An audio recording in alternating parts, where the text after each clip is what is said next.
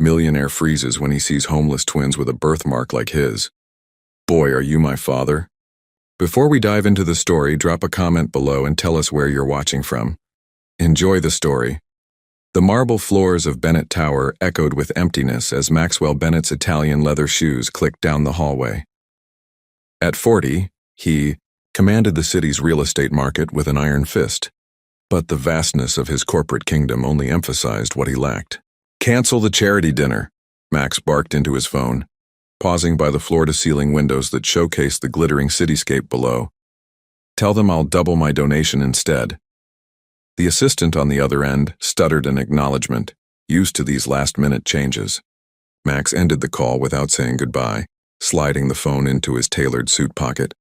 His reflection stared back at him from the window glass, distinguished silver streaks at his temples, a sharp jawline, and eyes that had forgotten how to smile. Archie, his golden retriever, padded up beside him, the only living being that Maxwell allowed close. The dog's warm presence was the single touch of companionship in his life. "Just you and me tonight, boy," Max murmured, his voice softening only for his faithful companion. He reached down to scratch behind Archie's ears, a rare gesture of affection that no human had witnessed in years. The penthouse sprawled around them, 10,000 square feet of premium real estate filled with expensive furniture, rare art, and absolutely no warmth. No family photos lined the walls. No children's laughter had ever filled these rooms. In the kitchen, Mrs. Rodriguez, his housekeeper of 12 years, was gathering her belongings to leave for the day. "Mr. Bennett, I've prepared your dinner in the refrigerator. Just heat it up when you're ready." Her voice was professional, hiding the pity she felt for her employer. Max nodded dismissively, but something on the counter caught his eye. A small, framed photograph Mrs. Rodriguez had accidentally left out of her purse. "Is this your family?" The question slipped out before he could stop himself. Mrs. Rodriguez brightened. "Yes, from my grandson's birthday last weekend. 5 grandchildren now," she said proudly. Something shifted in Max's expression. A flicker of emotion so brief that Mrs. Rodriguez almost missed it. Longing, perhaps regret. "You should put that away," he said, his tone returning to its usual coldness, "and lock up when you leave." As darkness fell, Max stared at a newspaper article, dubbing him the Wolf of Wall Street. Scowling, he made an impulsive decision. "Claire," he spoke into his phone, "arrange for me to attend the community shelter event tomorrow. It's time people saw another side of Maxwell Bennett." Maxwell Bennett tugged at his tie, already regretting his decision. The community shelter was crowded, noisy, and a far cry from his sterile corporate environment. His PR team hovered nearby, eagerly documenting his charitable moment for social media. "Just serve a few meals, shake some hands, and we'll have great publicity," Claire whispered, steering him toward the serving line. Max grimaced as he awkwardly ladled soup into bowls, maintaining a practiced smile that never reached his eyes. The homeless and struggling families murmured thanks, some recognizing the famous businessman despite his attempt to remain low-key. 15 more minutes, he muttered to Claire after an hour, checking his Rolex. "Then I'm leaving." As Max prepared to escape, Archie, who had accompanied him at Claire's suggestion, dogs make billionaires seem more relatable, suddenly tensed, ears perked forward. The golden retriever broke free from his leash and trotted purposefully toward the back. "Corner of the room, Archie, heel," Max commanded, but for the first time his loyal companion ignored him. Following reluctantly, Max found his dog sitting beside a small girl huddled alone at an empty table. No more than 6 years old, she wore clean but worn clothes and clutched a faded purple backpack. Despite her circumstances, she sat with unusual dignity for someone so young. "I'm sorry, sir," she said when she noticed Max approaching. "Your dog just came over, I didn't call him." "It's fine," Max replied, surprised by her formal tone. "He doesn't usually approach strangers." The girl scratched Archie behind his ears. "Dogs usually like me. What's his name?" "Archie." Max found himself sitting down across from her, an action that clearly surprised his hovering PR team. "I'm Sophia," she offered with surprising poise, extending a small hand. Max hesitated before shaking it. Maxwell Bennett. Where are your parents, Sophia? He asked, noticing the dark circles under her eyes. Sophia's composure wavered slightly. My stepdad brought me here 4 days ago. He said he'd come back after visiting Mom in the hospital. She straightened her shoulders. He'll be back soon. 4 days. Something cold twisted in Max's chest. Has anyone here been helping you? He asked, looking around for shelter staff. They give me food, Sophia said simply. I'm being very good while I wait. As she spoke, her small hand remained buried in Archie's fur, and the dog looked up at Max with an expression that seemed almost accusatory. In that moment, looking at this child's brave face, something shifted in Maxwell Bennett, a hairline crack appearing in the walls he'd built around his heart. When did you last eat a proper meal, Sophia? He asked.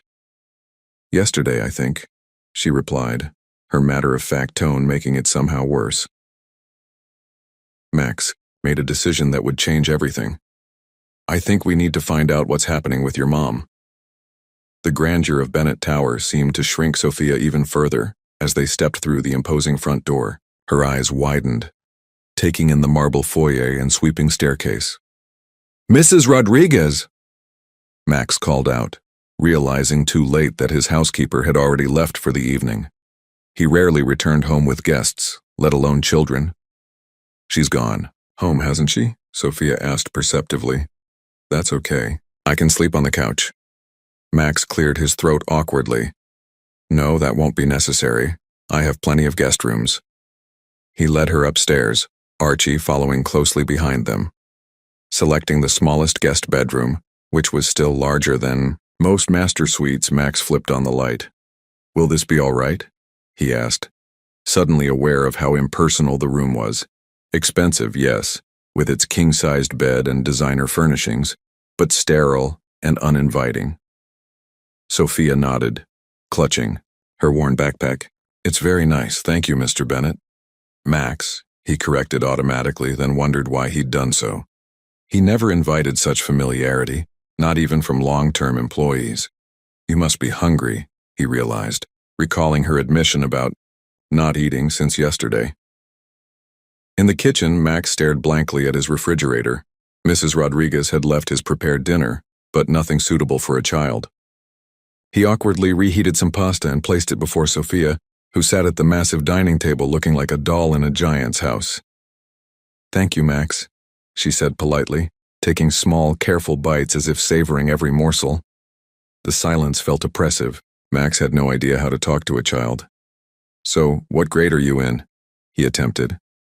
First, Sophia answered between bites. I like math best.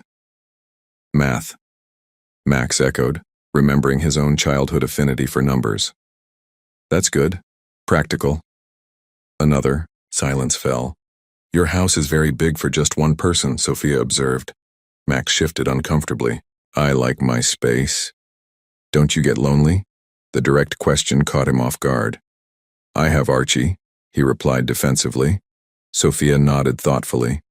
Archie is nice, but dogs can't talk back. After dinner, Max awkwardly showed her to the bathroom, finding a new toothbrush in a drawer and explaining how to adjust the shower temperature. Later, as Max sat in his study with a glass of scotch, he noticed a small notebook that had fallen from Sophia's backpack. Picking it up, he found pages filled with colorful drawings. One showed a woman with Sophia's delicate features labeled, Mom, the strongest person in the world. As he passed her room on the way to his own bedroom, he heard muffled crying. Max paused, his hand raised to knock, then lowered it, paralyzed by his own emotional inadequacy. Instead, he slid down against the wall outside her door, sitting on the floor in his expensive suit, listening helplessly as the little girl cried herself to sleep. Morning light streamed through the windows, finding Max sitting at his kitchen island, phone in hand, hair uncombed, a state in which his business associates would never have recognized him. Olivia, I need your help, he said quietly into the phone. It's about a child whose mother is hospitalized. I need to find out everything. The mother's condition, family situation, why the stepfather abandoned her. Olivia Santos, a private investigator Max occasionally hired to vet business partners, was professional as always. "Send me what you have, I'll start immediately." As he ended the call, Max heard small footsteps. Sophia appeared in the doorway, Archie at her side as if he'd appointed himself her personal guardian. "Good morning," she said softly.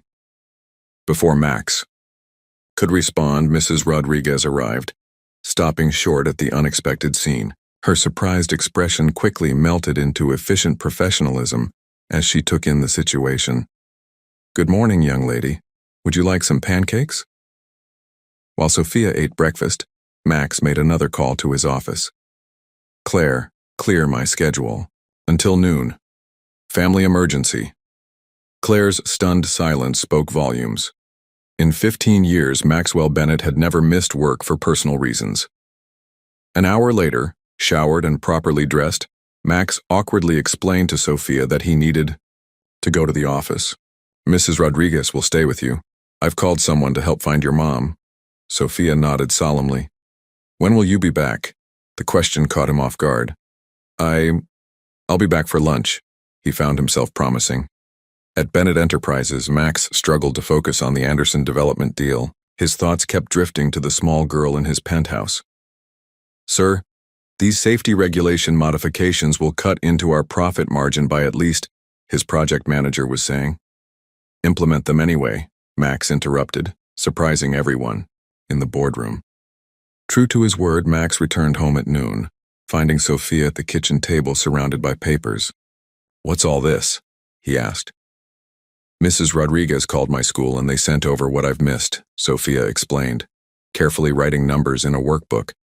Something warm and unfamiliar expanded in Max's chest as he watched her concentrated efforts. His phone buzzed. "Olivia. I found her," she said without preamble. "Rebecca Collins. She's in intensive care at Memorial Hospital following a construction accident. Comatose since admission 5 days ago." "And the stepfather?" "Carter Williams. Multiple priors for fraud and petty theft, never legally married Collins. I want a complete background on both of them," Max instructed. That evening, after Sophia was asleep, Max examined the contents of her backpack more thoroughly, searching for information that might help Olivia. Among school papers and carefully folded clothes, he found a worn photograph. A young woman with Sophia's eyes smiled at the camera, her arm around a younger, laughing man at a beach. Max froze, the photograph slipping from suddenly numb fingers. The young man was himself, 15 years ago. Memorial Hospital's fluorescent lights cast harsh shadows as Max followed a nurse down the sterile corridor. His mind raced with questions, but one thought dominated. Why did that beach photo feel so familiar? "She's been unresponsive since admission," the nurse explained, stopping outside room 412. "The doctors are monitoring for brain activity, but..." Max barely heard her. As he stepped into the room, time seemed to freeze. The woman lying motionless amid medical equipment was gaunt and pale, but unmistakable. Rebecca Collins, once Rebecca Summers, was the same woman he'd loved with reckless abandon during college. Their summer romance had been intense and all-consuming before his stepmother Victoria convinced him to pursue his business dreams in New York, leaving Rebecca behind in California. "Rebecca," he whispered, approaching the bed with unsteady steps. 15 years melted away. He remembered her laugh, the way she'd drag him from his economics textbooks to watch the sunset, her dreams of becoming an architect. They had planned a future together, until ambition and family expectations pulled him away. His phone vibrated. "Olivia." "The accident report just came through," she said when he stepped into the hallway. She was working as a cleaner at a construction site when a poorly secured scaffold collapsed. "Where?" Max asked, though he already suspected the answer. "The West Side Heights development." Olivia paused. "It's your project, Max." The irony was almost too much to bear. Rebecca had been injured at his building site, while their daughter, he was now certain Sophia was his, waited faithfully for a return that wouldn't come. "There's more," Olivia continued. "I pulled Collins's history." She legally changed her name from Summers about 6 years ago, right after Sophia was born. The birth certificate lists father as unknown, but the timing matches when we were together. Max finished, his voice hollow. Back in his car, Max rested his forehead against the steering wheel, overwhelmed by the implications. If Sophia was born 6 years ago, she would have been conceived just before he left for New York. Had Rebecca known she was pregnant when he left? With shaking hands, he called the only person who might have answers. "Victoria," he said when his stepmother answered. "Did Rebecca Summers ever try to contact me after I moved to New York?" The extended silence told him everything. "It was for your own good, Maxwell," Victoria finally replied, her voice cold. "That girl would have ruined everything we built. Your father left the company to you, not some beach romance and her bastard child." "You knew," Max whispered, rage building.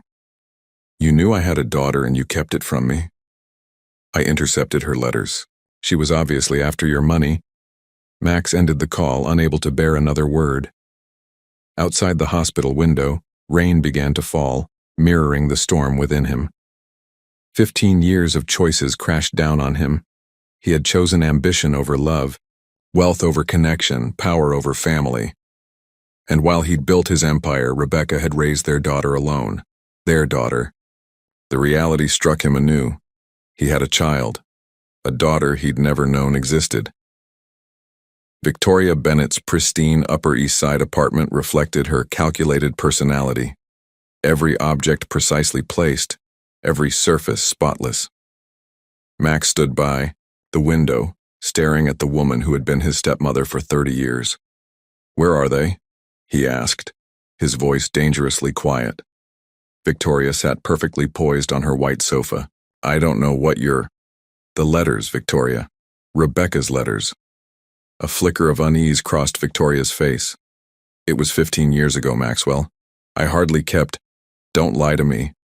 The rare explosion of emotion startled them both. "You kept everything. You're too meticulous not to." Victoria's mask slipped momentarily before she rose with a sigh. From her study she returned with a small box. "You were destined for greatness," she said, handing it to him. "That girl would have held you back."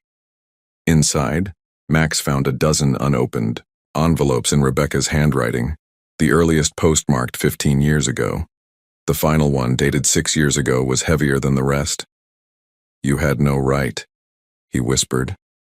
"I protected your future," Victoria replied coldly. "You stole my life," Max countered, clutching the box as he walked out. Back at the hospital, Max sat beside Rebecca's bed, the letters spread before him. He'd read each one. Her initial confusion at his silence, her discovery of the pregnancy, her attempts to find him as years passed. The final envelope had contained Sophia's birth photo and tiny handprint. "I'm so sorry," he whispered, taking Rebecca's limp hand. "I never knew. I would have come back. I would have—" His voice broke. The machines beeped steadily, monitoring the woman who had raised their child alone while he accumulated wealth and power, oblivious to what truly mattered. "I'll make this right," he promised, tears finally breaking through his carefully constructed walls. "I'll take care of Sophia. I'll fix the systems that hurt you. I'll be the father she deserves and the man I should have been." As he wiped his eyes, a shadow darkened the doorway. "Well, isn't this touching?" drawled a voice. Max turned to see a disheveled man leaning against the doorframe, bloodshot eyes calculating. "Carter Williams," Max stated, immediately recognizing the description from Olivia's report, in the flesh. Carter smirked. "Come to check on your investment? Heard your company's paying her medical bills." Max stood, positioning himself between Carter and Rebecca's bed. "You abandoned a 6-year-old child at a shelter." Carter shrugged. "Temporary situation. I'm here to collect Sophia now." "Where is she?" "Safe," Max replied, his voice hardening. "And staying that way." Carter's friendly facade dropped. "Listen, rich boy, that kid is my meal ticket. Rebecca's accident settlement from your company will set me up nicely. So either you tell me where Sophia is, or I'll make things very public and very ugly." Max stepped closer, his voice low. "You'll never go near Sophia again, and if you try, I'll make sure those outstanding warrants catch up with you." After security escorted Carter out, Max returned to Rebecca's side, his resolve strengthened by the confrontation. "I promise," he whispered to her. "No one will hurt either of you again." The court grants temporary custody to Mr. Bennett, pending Ms. Collins's recovery, the judge announced, bringing the emergency hearing to a close. Max nodded solemnly, aware of Sophia watching him with those perceptive eyes that reminded him so much of Rebecca. The child still didn't know the truth about their relationship. He couldn't bear to tell her while her mother lay unconscious, unable to participate in such a pivotal conversation.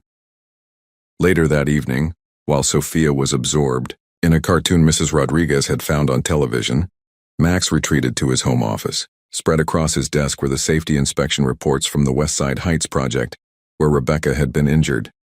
"Construction deadlines accelerated by 6 weeks," he read. "Safety protocols minimized to reduce costs." His stomach churned as he recognized his own signature on the directive. The mandate to cut costs had come directly from him, part of his ruthless efficiency that had built Bennett Enterprises into a real estate empire. Max had created the very system that had nearly killed Rebecca and orphaned their daughter. He pushed away from his desk, disgusted with himself, and wandered down the hall. Passing the guest room where Sophia slept, he paused. The stark, impersonal space suddenly seemed entirely inadequate. Making a decision, Max entered his rarely used storage room and began emptying it of exercise equipment and forgotten business files. By midnight, he had cleared the space completely. The next morning, Sophia found him surrounded by paint swatches and furniture catalogs. "What are you doing?" she asked, Archie at her heels. "This room has better light," Max explained awkwardly. "I thought you might prefer it over the guest room." Sophia studied the space thoughtfully. "Can it be blue? Mom always said we'd have a blue room someday." "Of course," Max replied, his throat tightening. "Any specific shade?" "Sky blue," Sophia cited. "Like the ceiling at the beach house in my book."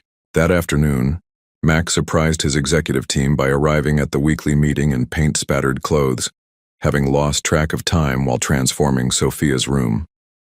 "Before we begin," he announced, "I want a complete review of all our construction site safety protocols." "But sir," his COO protested, "our current standards meet legal requirements while maximizing profit." "Our current standards put a woman in a coma," Max interrupted coldly. "My new directive is this. Every Bennett Enterprises project will exceed safety requirements by 200%, effective immediately." That evening, while Sophia slept, Max carefully painted glow-in-the-dark stars on her new ceiling, remembering how Rebecca had loved stargazing. When he finished, he stood back, surveying his handiwork with unexpected emotion. Next to Sophia's bed, he placed the framed beach photo of himself and Rebecca, polished and restored.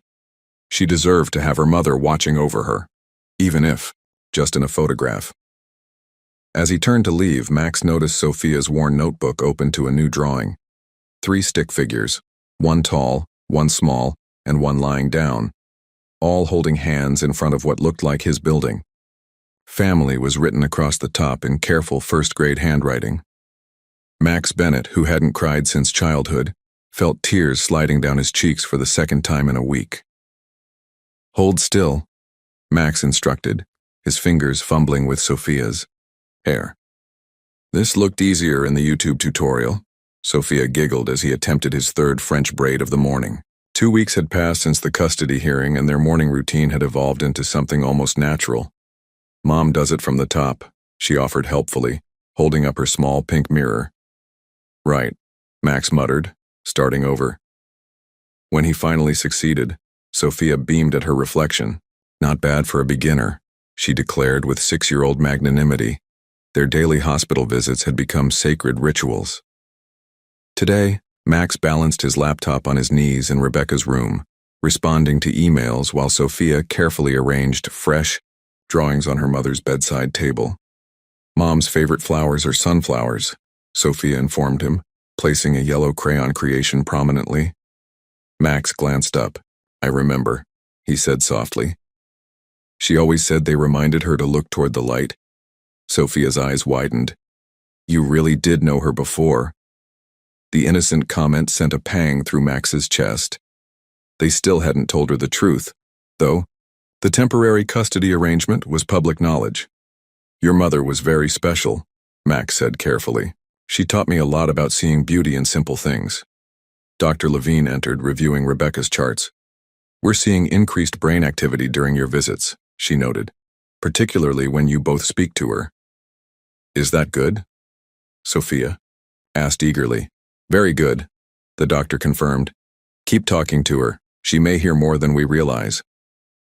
That night, Max tucked Sophia into her star-ceilinged room, now fully transformed with sky-blue walls, bookshelves, and a window seat perfect for reading. Max? Sophia asked drowsily. Can I bring Archie to school tomorrow for show and tell? I want to show everyone my dog. My dog. The simple phrase caught Max off guard. Somehow, in just 2 weeks, they had become a unit. The man, the child, and the golden retriever who now slept faithfully at the foot of Sophia's bed rather than his own. Of course, he found himself agreeing. I'll speak with your teacher. The next day, Max shocked his executive assistant by blocking his calendar for show and tell, priority meeting. Walking into Sophia's classroom with Archie on a leash, he felt strangely nervous under the curious gazes of first graders and their teacher. This is my dog Archie, Sophia announced proudly to her classmates. And this is Max. He's taking care of me while my mom gets better. She hesitated, then added, He's really my dad, but we're still getting to know each other. Max froze, stunned by her intuitive leap to the truth he hadn't yet confirmed. The teacher's eyes widened slightly, but she maintained her professional composure. Later in the car, Max gently asked, Sophia, why did you call me your dad at school? She looked up from petting Archie. Because you are, aren't you? You have the same crinkles by your eyes when you smile, and you keep the same picture of you and Mom that she keeps in her special box. Out of the mouths of babes, Max thought, his heart racing. Yes, he admitted finally. I am your father, Sophia. I know, she said simply. I've been waiting for you to tell me. Maxwell Bennett discovers secret daughter, business titan's love child, and comatose ex-girlfriend. The ow. Headline screamed from every newspaper in the city. Max stared at his phone as notifications flooded in. Calls from board members, texts from Claire about damage control, even a surprisingly warm message from his college roommate congratulating him on fatherhood. How did they find out? He asked. Olivia, who had arrived at his penthouse within minutes of the story breaking. Paparazzi at the hospital, she explained, showing him the grainy photo of him and Sophia leaving Memorial together. Someone connected the dots. The custody hearing was public record. Max's immediate concern wasn't his reputation, but Sophia, who was due home from school any minute. I need to protect her from this circus, he said, already seeing the photographers gathering outside his building. When Mrs. Rodriguez brought Sophia up through the private garage entrance, the child's face was confusion itself. My teacher showed me the newspaper, she said, climbing onto a bar stool. It says you're my dad, which I knew, but it also says lots of other stuff about Mom. Some kids were whispering about it. Max knelt beside her. People are going to say a lot of things, Sophia. Some of it's true, some isn't. What matters is what we know. Are you ashamed of me? She asked suddenly, her voice small. What? No! Max was genuinely shocked. Why would you think that? The newspaper said I was your secret daughter. Secrets are things people are ashamed of. Max felt something crack inside him. Taking her, small hands in his, he spoke with more emotion than he'd shown anyone in decades. I am not ashamed of you, Sophia. I didn't know about you until 2 weeks ago, or I would have been in your life from the very beginning. You are the best thing that's ever happened to me. An hour later, Max stood before a forest of microphones in the Bennett Tower lobby, Sophia's, hand firmly in his. Yes, I recently discovered that Sophia is my daughter, he stated, his voice steady.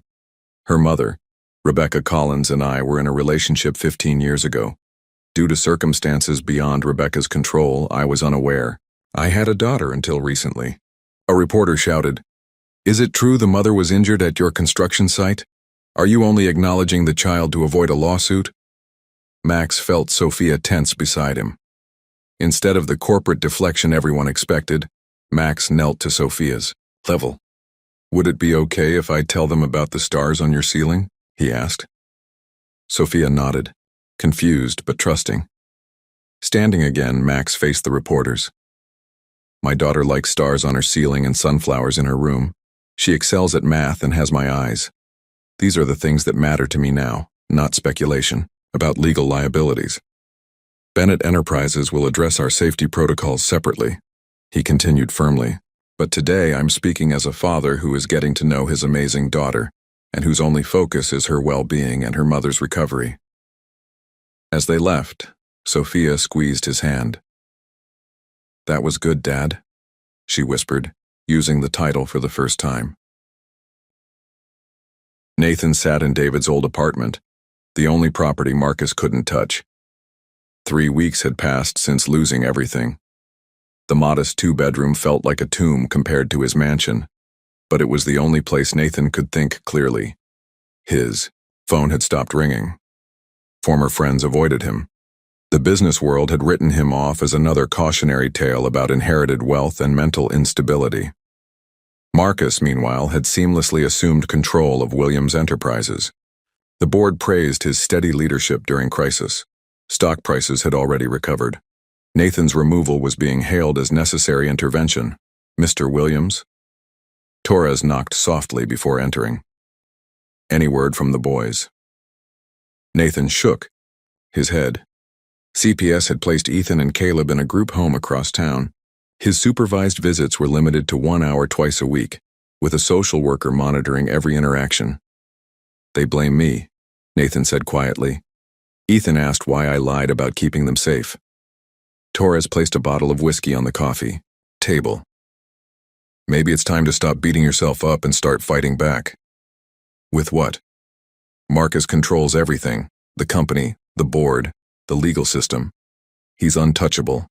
No one's untouchable. We just need to find the right pressure point." Nathan laughed bitterly. David thought the same thing. Look how that worked out. Torres studied him carefully. "Speaking of David, have you gone through all his belongings?" "I couldn't bring myself to. Too painful. Pain's a luxury you can't afford right now. Those boys need you to be stronger than your grief."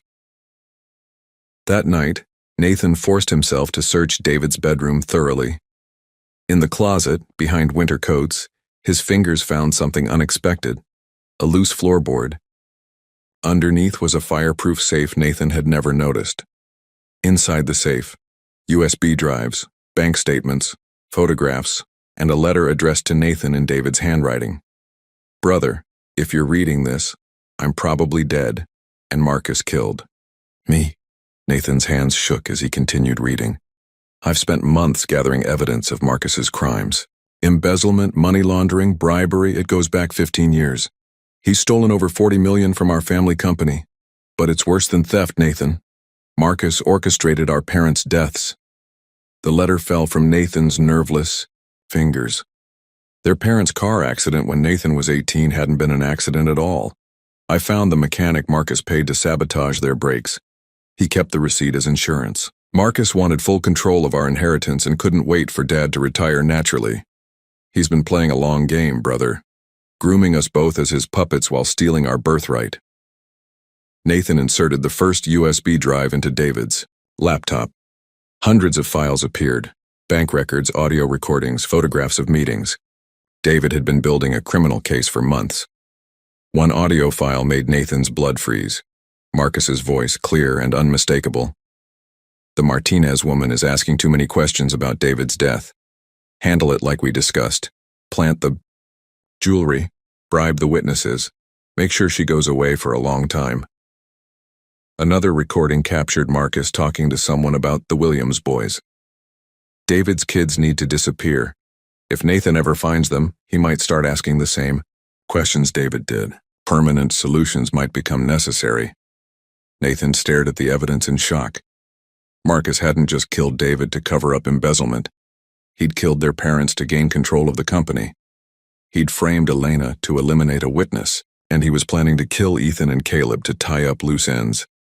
The final document was David's will, filed with a private attorney, leaving everything to his sons and specifically excluding Marcus from any contact with them.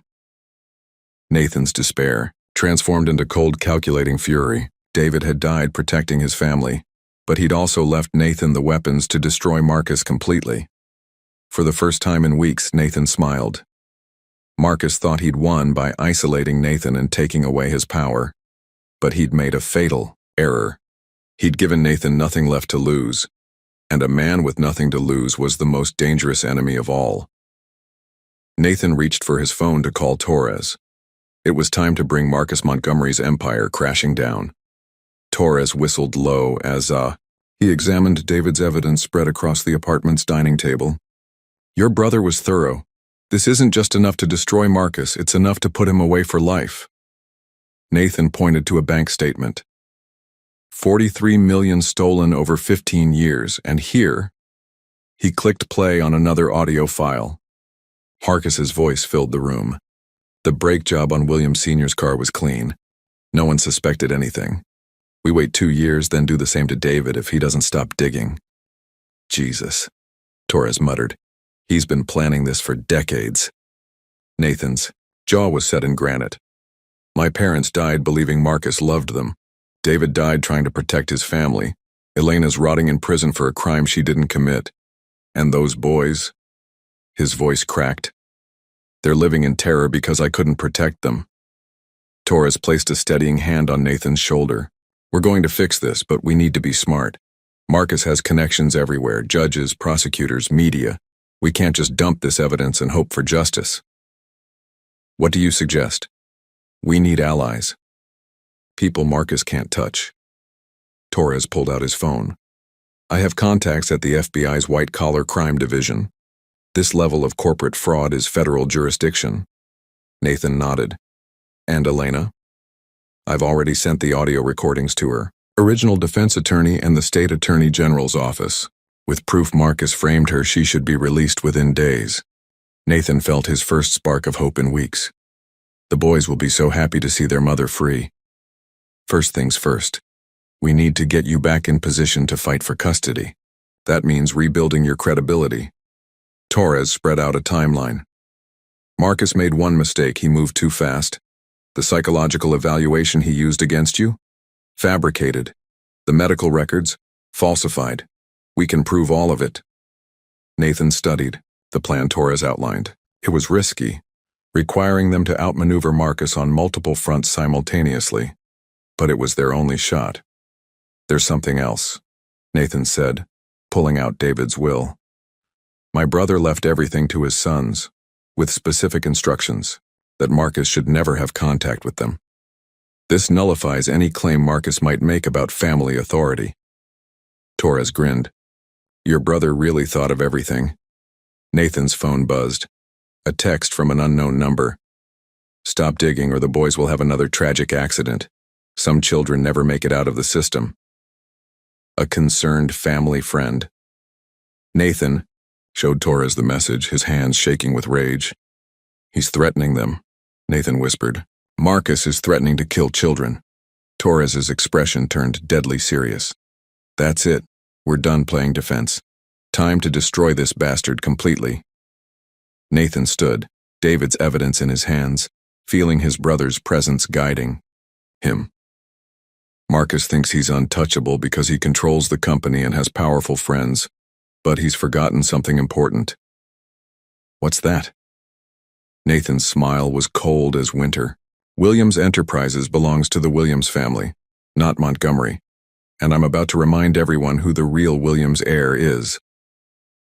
Torres watched as Nathan transformed before his eyes, from broken victim to dangerous predator. What's the first move? We're going to hold a press conference, full exposure, the embezzlement, the murders, the frame job, everything. But first, we need to make sure Elena and the boys are protected. Nathan looked at David's photo on the mantle.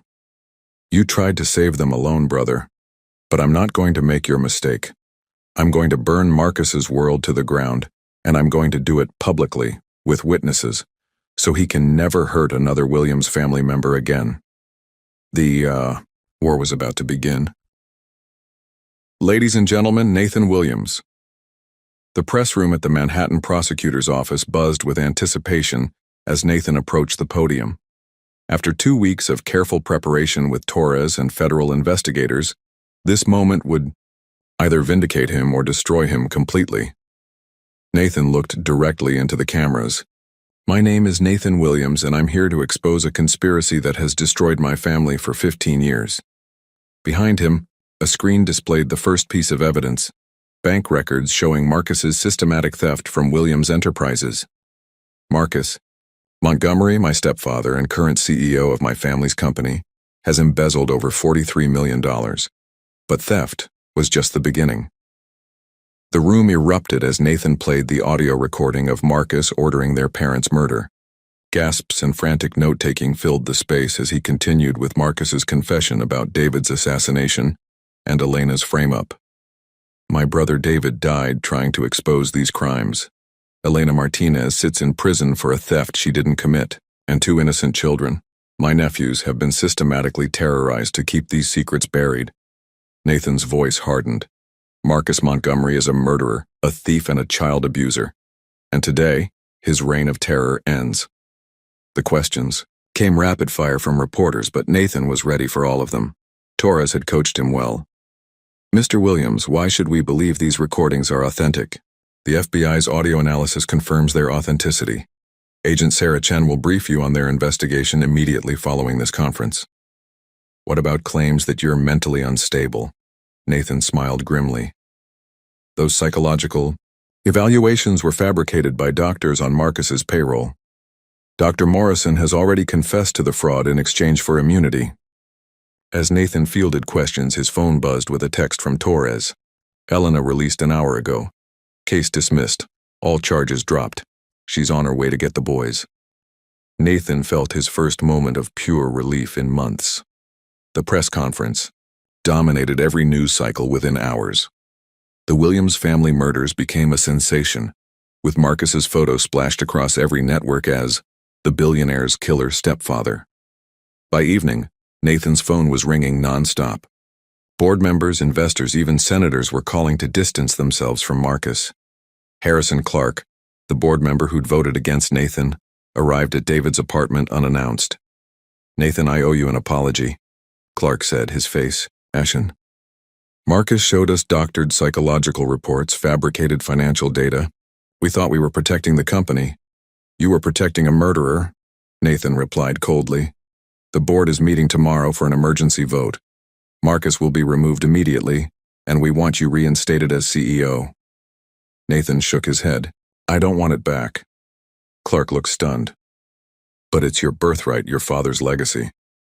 My father's legacy isn't a corporation. It's family. Something Marcus made sure I forgot for too long. The apartment door opened and Nathan's heart stopped. Elena entered first, thinner than in the prison photos but radiant with freedom. Behind her came Ethan and Caleb, their faces lighting up when they saw Nathan. Uncle Nathan. Caleb launched himself into Nathan's arms, followed quickly by Ethan. You came back for us, Ethan whispered. Just like you promised. Elena approached cautiously. Nathan, I don't know how to thank you. The prosecutor said you risked everything to expose the truth. You don't need to thank me, Nathan said, his voice thick with emotion.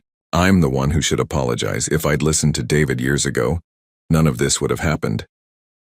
David always believed in you, Elena said softly. He said you were the strongest person he knew, but Marcus had convinced you that strength meant being alone. Nathan looked at the 3 people who represented his real family, his brother's widow and children, and felt something he hadn't experienced in years, complete peace. His phone rang. Torres. Nathan, we have a problem. Marcus is gone. Private jet left for Switzerland 2 hours ago. He's running. Nathan smiled, surprising Torres. Let him run. He's already lost everything that matters. The money, the company, his reputation. It's All gone. You're not angry? Nathan looked at Ethan and Caleb playing with their mother for the first time in 3 years, their laughter filling the small apartment. I got my family back, Torres. Marcus can spend the rest of his life looking over his shoulder. 3 months later, Nathan stood in the kitchen of his family's new home. A warm, welcoming house in Westchester, far from the cold marble of his former mansion. The sound of Ethan and Caleb's laughter drifted from the backyard where Elena was teaching them to garden. Uncle Nathan, look.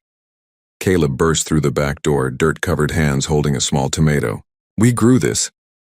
Nathan smiled, ruffling the boy's hair. That's amazing, buddy. The transition hadn't been easy. Ethan still had nightmares sometimes, and Caleb struggled with abandonment anxiety, afraid that Nathan might disappear again. Elena worked with a therapist to process her prison trauma, while slowly learning to trust that their safety was real. But they were healing. Together. Nathan? Elena appeared in the doorway, wiping soil from her hands. There's a reporter on the phone. Something about a documentary on Marcus's crimes. Nathan shook his head. No interviews. We've said everything that needs saying. Elena studied him carefully. You've been different since the press conference, quieter. Nathan poured coffee for both of them, considering his words. I keep thinking about what David would want. He died trying to protect you and the boys, but also trying to save the company our father built. And now? Williams Enterprises is essentially rudderless. The board wants me back, but I can't shake the feeling that the whole structure is poisoned by what Marcus did. Elena sat beside him. What does your heart tell you? Before Nathan could answer, his phone rang. Sarah Chen, his former assistant. Nathan, I'm sorry to bother you, but there's been a development. The Justice Department has seized all of Marcus's assets, including his shares in Williams Enterprises. They're being held in a federal trust. Nathan's pulse quickened. What does that mean? It means you now control a majority stake in the company. You could restructure it however you want. After hanging up, Nathan found Elena and the boys in the living room. Ethan was drawing while Caleb built elaborate structures with blocks. What if we turned Williams Enterprises into something David would be proud of? Nathan asked suddenly. Elena looked up from helping Ethan. What do you mean? A foundation. Use the company's resources to help families destroyed by injustice. Wrongfully imprisoned parents, orphaned children, whistleblowers who need protection. Ethan stopped drawing. Like Daddy wanted to help people? Nathan knelt beside his nephew. Exactly like Daddy wanted. That evening, as Nathan tucked the boys into their beds, Caleb asked, Uncle Nathan, are we safe now? Really safe? Nathan thought of Marcus somewhere in exile, his empire in ruins. He thought of the FBI agents who still monitored their security. Most importantly, he thought of the love filling this house, something Marcus could never understand or destroy. Yes, Caleb, we're safe, and we're never going to be apart again. Ethan spoke up from his bed. I dreamed about Daddy last night. He was smiling. I think he's proud of us, Nathan said softly. All of us. Later, Nathan sat on the porch swing with Elena, watching fireflies dance in the summer darkness. Do you ever regret it? She asked. Giving up the corporate world? Nathan considered the question. 3 months ago, he'd been one of the most powerful CEOs in America. Now he was learning to cook dinner for 4 and help with second-grade homework. Never, he said firmly. Marcus spent 15 years teaching me that success meant isolation, that family was weakness. David died trying to show me the opposite. Elena leaned against his shoulder. He'd be so happy to see us together. You've given his sons something he always wanted them to have, a father who puts them first. Nathan wrapped his arm around Elena, feeling complete in a way he'd never experienced during his years of corporate achievement. Tomorrow, he would begin the legal process of transforming Williams Enterprises into the David Williams Foundation. The company that had been built on their father's dreams and corrupted by Marcus's greed would finally serve its true purpose. But tonight, he was exactly where he belonged, surrounded by the family Marcus had tried to destroy, stronger together than any of them had ever been alone. Nathan was reviewing foundation paperwork when Torres's call shattered the peaceful morning. Nathan, we have a major problem. Marcus hired a team of Swiss lawyers. They're challenging David's will, claiming the boys aren't legitimate heirs. Nathan's blood chilled. On what grounds? They're arguing David wasn't mentally competent when he wrote the will. They have testimony from paid witnesses claiming David was paranoid and delusional before his death. From the kitchen, Nathan could hear Elena helping the boys with breakfast, their voices filled with the easy happiness of family routine. The thought of losing them again made his chest tight. There's more, Torres continued grimly. Marcus is claiming that as David's stepfather, he has stronger legal standing than Elena, who was never married to David. He wants custody. Nathan sank into a chair. Even from exile, Marcus was still trying to destroy their family. How long do we have? The Swiss court issued a preliminary injunction. Until this is resolved, the boys can't leave New York State.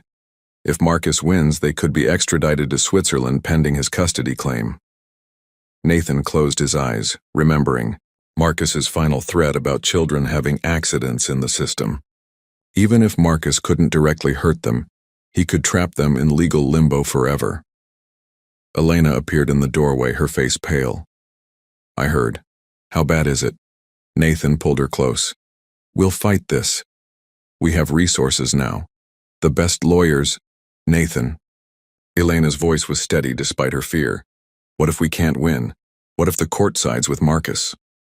Before Nathan could answer, Ethan and Caleb ran into the room, their school backpacks ready. Are we still going to the zoo today? Caleb asked excitedly.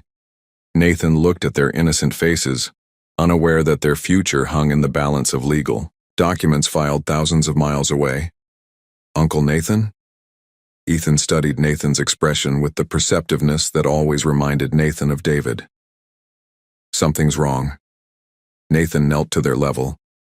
Boys, remember how we talked about bad people who sometimes try to hurt families? Both boys nodded solemnly. Marcus is trying to cause trouble for us from far away. He wants to take you away from your mom and me.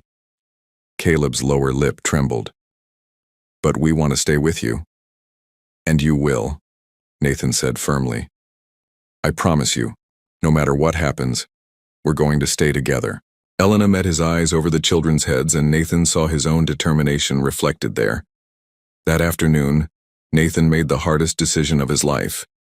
He called the best family attorney in New York, the same man who had helped craft David's will. Robert, I need you to prepare custody transfer documents. I want to legally adopt Ethan and Caleb as my sons. Elena gasped. Nathan, you don't have to. Yes, I do. Marcus can challenge David's will, but he can't challenge a legal adoption by the boy's uncle. Swiss courts can't touch American adoption proceedings. The attorney was cautious. Nathan, this would give you sole legal custody. Elena would have no parental rights unless you marry. Nathan looked at Elena, seeing the woman who had sacrificed everything for David's children, who had endured prison rather than abandon them, who had transformed his house into a home. Elena Martinez, Nathan said, his voice steady. Will you marry me? Elena's tears came freely. Nathan, you don't have to save us by... I'm not saving you, Nathan interrupted gently. You're saving me. David left me more than his children. He left me the chance to be part of a real family. Will you take that chance with me? Elena's whispered yes was barely audible, but it was the strongest word Nathan had ever heard. As they held each other while the boys cheered around them, Nathan felt Marcus's final attack transformed into their greatest triumph. Marcus had tried to use legal manipulation to tear them apart one last time. Instead, he had pushed them into becoming the unbreakable family David had always dreamed they could be. The federal courthouse in Manhattan buzzed with media attention as the Williams family custody case reached its climax.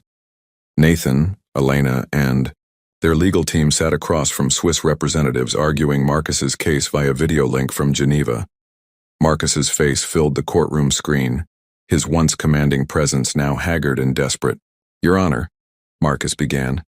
I am the only stable father figure these children have known. Nathan Williams has proven himself emotionally unstable, and Elena Martinez is a convicted felon. Judge Patricia Thornfield, known for her no-nonsense approach to family law, studied the case files. Mr. Montgomery, I've reviewed your claims extensively. This court finds your legal standing questionable at best. Nathan's attorney, Robert Hayes, stood confidently. Your Honor, we have additional evidence that destroys any credibility Mr. Montgomery might claim. Hayes activated a presentation screen. These are wire transfer records obtained by Swiss authorities last week. Mr. Montgomery has been paying bribes to 3 judges involved in this case, attempting to influence their decisions. Gasps filled the courtroom. Marcus's face went white on the video screen. Furthermore, Hayes continued, we have testimony from Dr. Morrison, who admits to falsifying psychiatric evaluations against Mr. Williams at Mr. Montgomery's request. And this. The screen showed a new audio recording. Marcus's voice crystal clear. If I can't control the Williams family fortune, no one can. I'd rather see those children dead than raised by Nathan and that Martinez woman. Elena grabbed Nathan's hand, her face pale.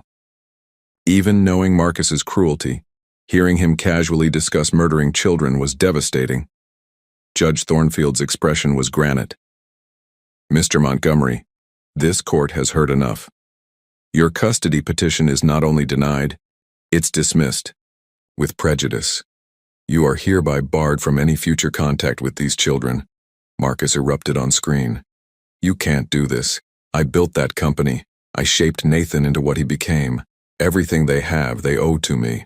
What we owe you, Nathan said, standing slowly, is justice for our parents, for David, for Elena, and for these children whose lives you tried to destroy. Judge Thornfield banged her gavel. Mr. Montgomery, you are in contempt of this court. I'm forwarding these bribery recordings to federal prosecutors. Bailiffs, end this video connection. Marcus's face disappeared mid-sentence, his final tirade cut off forever. Torres, who had been watching from the gallery, approached Nathan with a grim smile. It's over. Swiss authorities issued an arrest warrant based on the bribery evidence. Marcus can never leave Switzerland without facing extradition. Nathan felt a weight lift from his shoulders that he'd been carrying for months. He's trapped in a Swiss mountain prison of his own making. His accounts are frozen, his legal fees are bankrupting him, and he'll spend whatever years he has left fighting extradition to multiple countries. Outside the courthouse, Nathan knelt beside Ethan and Caleb, who had waited with their guardian ad litem.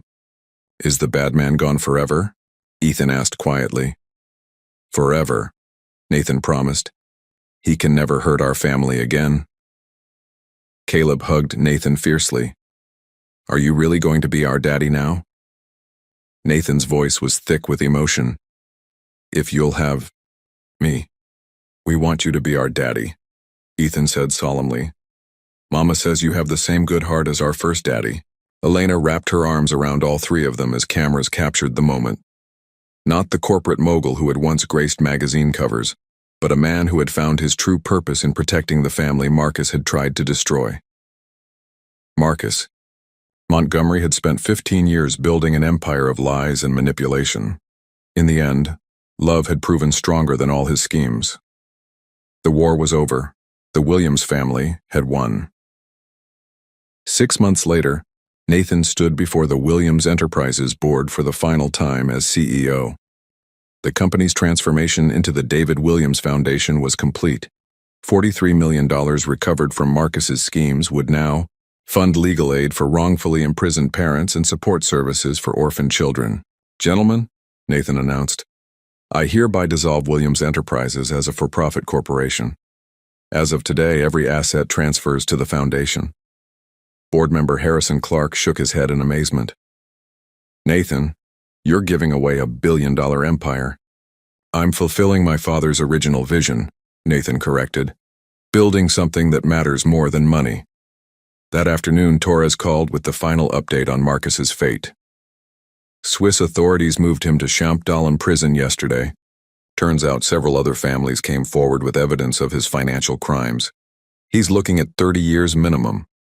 Nathan felt no triumph, only closure. And his appeals? Exhausted. The man who destroyed so many lives will spend his remaining years in an 8 by 10 cell, stripped of everything he thought made him powerful. Elena appeared in Nathan's study doorway, radiant in her wedding dress.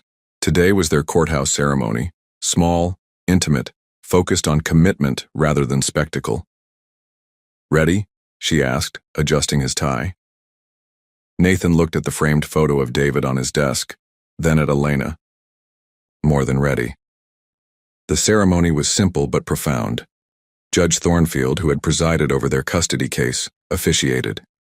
Ethan and Caleb served as ring bearers, their joy infectious as they watched their mother marry the man who had truly become their father. "Do you, Nathan Williams, take Elena Martinez to be your wife? And do you promise to love and protect her sons as your own?" "I do," Nathan said, his voice steady and sure. As they exchanged rings, Nathan caught sight of Torres in the small audience, wiping away tears. Sarah Chen beamed proudly. Even some former Williams Enterprises employees had come to witness this moment of healing. "You may kiss the bride," Judge Thornfield announced. As Nathan and Elena kissed, Caleb shouted, "Now we're really family," causing laughter to fill the courtroom.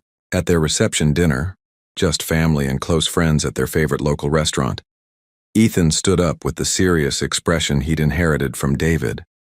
"I want to say something," the 8-year-old announced. "Mama told us that Daddy David is watching from heaven. I think he's really happy today because we're finally the family he always wanted us to be." Nathan's throat tightened with emotion. Out of the mouths of babes came the deepest truth. Elena squeezed Nathan's hand under the table. "He's right, you know. David always said you had the biggest heart of anyone he knew. Marcus just convinced you to hide it." Nathan looked around the table. Elena glowing with happiness, Ethan and Caleb chattering excitedly about their new bedroom arrangements, Torres regaling everyone with stories of their investigation, and realized this was what victory actually looked like. Not corporate dominance or financial empire, but love multiplied, family healed, justice served. Marcus had spent 15 years teaching Nathan that power meant isolation and success required ruthlessness. But David's final gift had shown him the opposite. That true strength came from vulnerability, real success from sacrifice, and genuine power from protecting those you love. As the evening wound down, Nathan stepped outside to call Torres privately. "Any word on the other victims Marcus defrauded?" "The Foundation's legal team has contacted 17 families so far. Thanks to your funding, they'll all get justice and compensation." Nathan smiled. David's death was finally bringing life to others, just as his brother would have wanted. 2 years later, Nathan watched from his office window as Ethan and Caleb played soccer on the David Williams Foundation campus. The converted, corporate headquarters buzzed with purpose, lawyers fighting wrongful convictions, social workers reuniting families, counselors helping children heal from trauma. "Dad, look!" Caleb burst through the door, still calling Nathan Dad with the joy of a child who had finally found security. "We raised $1,000 at the school bake sale for the foundation." Nathan's heart swelled. His sons, because that's what they truly were now, had embraced the foundation's mission with passionate young hearts. Elena appeared behind them, her law degree finally complete. The Anderson family just called. Their mother was released yesterday after 18 months wrongfully imprisoned. That's the 43rd exoneration this year. Nathan pulled his wife close. Elena had bloomed in ways that amazed him daily. No longer the broken woman he'd met in prison, she now headed the Foundation's family reunification program, her own experience guiding other families through impossible circumstances. "Any word from Torres?" Elena asked. "He's in Chicago helping the Morrison family. Their father was framed for embezzlement, same pattern Marcus used on dozens of victims. Torres has become our best field investigator." Ethan, now 10 and possessing David's thoughtful nature, studied the wall map showing families the Foundation had helped across 3 states. "Dad, do you think Uncle David knows about all the people we're saving?" Nathan knelt beside his son. "I think he knows, and I think he's proud of who you boys are becoming." Caleb, 8 and irrepressibly optimistic, grinned. "When I grow up, I want to be a detective like Mr. Torres and catch bad guys like Marcus." The mention of Marcus no longer brought fear, only distant sadness for the destruction one man's greed had caused. Reports from Switzerland indicated Marcus had suffered a stroke in prison, leaving him partially paralyzed and dependent on care. Nathan felt no satisfaction in his stepfather's condition, only relief that he could never hurt another family. Speaking of growing up, Elena said, producing a manila envelope, this came today. Nathan opened it to find adoption certificates, beautifully calligraphed documents officially making Ethan and Caleb his legal sons. After 2 years of court procedures, the final paperwork was complete. We're really officially family now, Caleb announced, hugging Nathan's leg. That evening, as Nathan tucked the boys into bed in their warm, safe home, Ethan asked quietly, "Dad, do you ever miss being the boss of a big company?" Nathan considered the question carefully. 2 years ago, he'd commanded a business empire, lived in a marble mansion, owned cars worth more than most houses.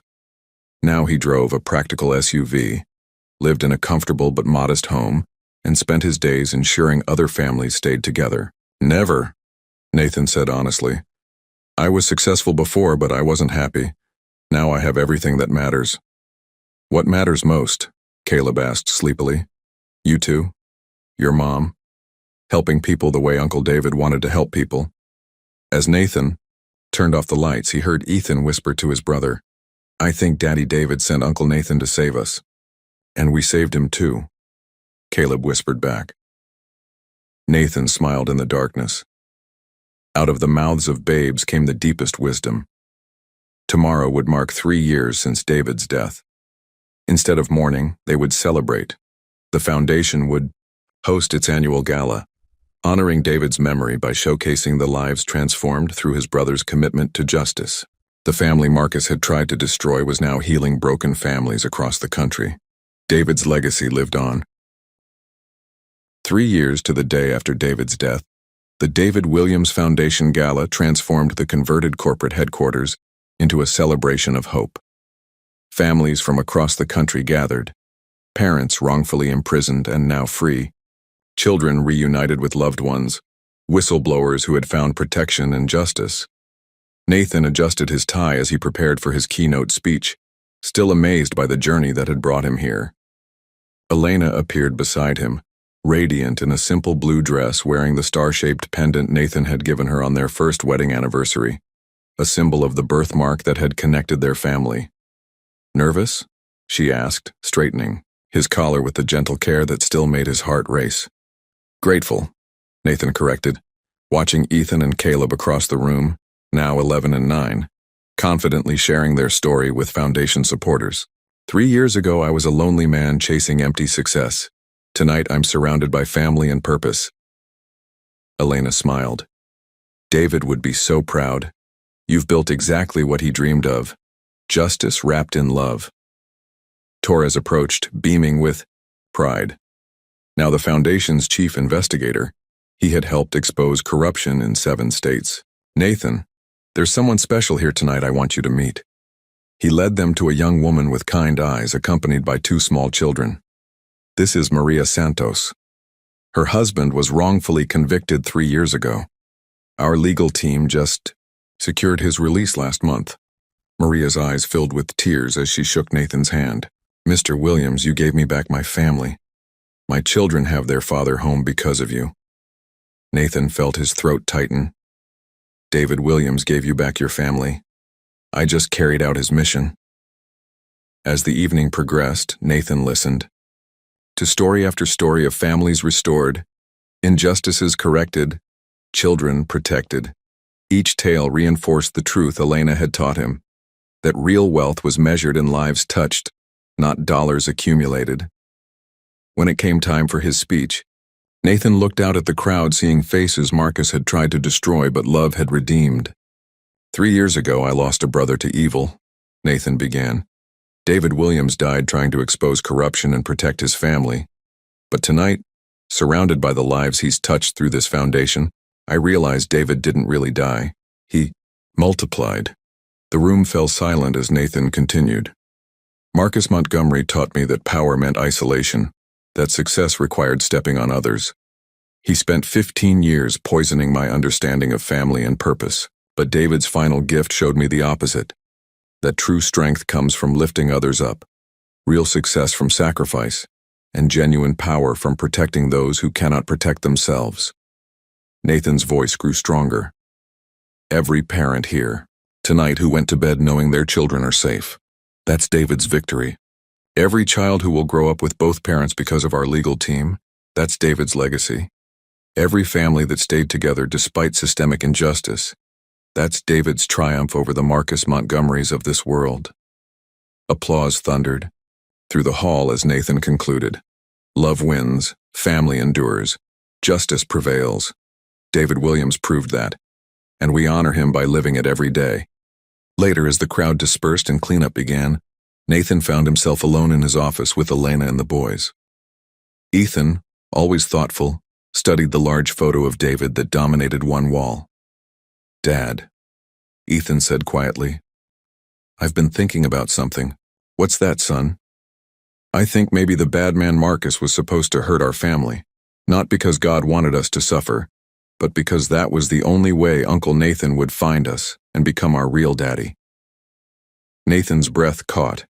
From an 11-year-old came wisdom that reframed everything. Caleb nodded sagely. "Like how sometimes broken bones grow back stronger." Elena wiped away tears as Nathan pulled both boys close. "You two are the smartest kids I know." As they prepared to leave, Nathan took one final look around the foundation headquarters. Walls lined with photos of reunited families, awards from civil rights organizations, thank you letters from children whose lives had been transformed. 3 years ago, he had been a successful but hollow man, manipulated by Marcus into believing that wealth and power were life's highest achievements. Tonight, he was rich in ways Marcus could never comprehend. Nathan had found his true family, his real purpose, and his brother's lasting legacy.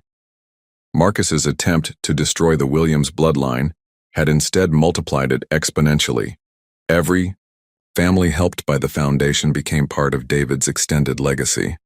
Outside, as they walked to their car under the stars, Caleb slipped his hand into Nathan's. "Dad, are you happy?" Nathan looked at his wife, his sons, and the building behind them where tomorrow dozens of people would continue David's work. "Completely," Nathan said, meaning it with every fiber of his being.